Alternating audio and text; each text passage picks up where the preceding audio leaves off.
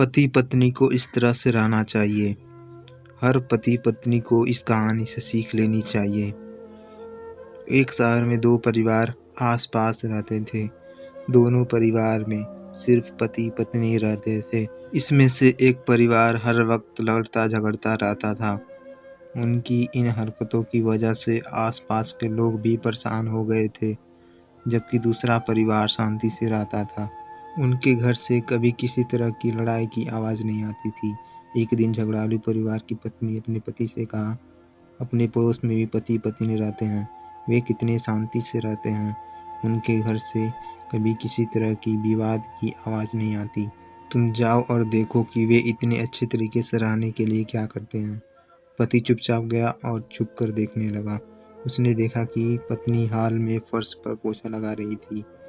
तभी किचन से कुछ आवाज़ आई और वो किचन में चली गई। तभी पति अपने कमरे से निकलकर बाहर आया तो उसकी ठोकर से हाल में पानी से भरी बाल्टी का सारा पानी फर्श पर फैल गया। आवाज़ सुनकर पत्नी किचन में आई तो देखा कि पूरे फर्श पर पानी ही पानी। वो अपने पति से बोली, यह मेरी गलती है कि मैंने रास्ते से बाल्टी नहीं हटाई। पति ने जवाब दिया, नहीं, ये मेरी गलती है, क्योंकि मैंने ध्यान से नहीं देखा और गलती से मेरा पैर बाल्टी पर लग गया। दोनों पति पत्नी अपनी अपनी गलती मान ली और वापस अपने अपने काम में लग गए।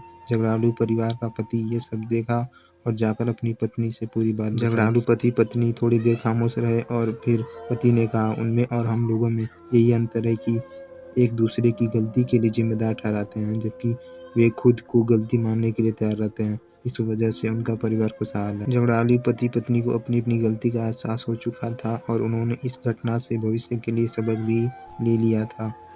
आपको यह कहानी कैसी लगी कमेंट सेक्शन में जरूर बताएं। ऐसे इंटरेस्टिंग और मजेदार स्टोरी सुनने के लिए चैनल को सब्सक्राइब जरूर करिए और एक लाइक करके जरूर जाना।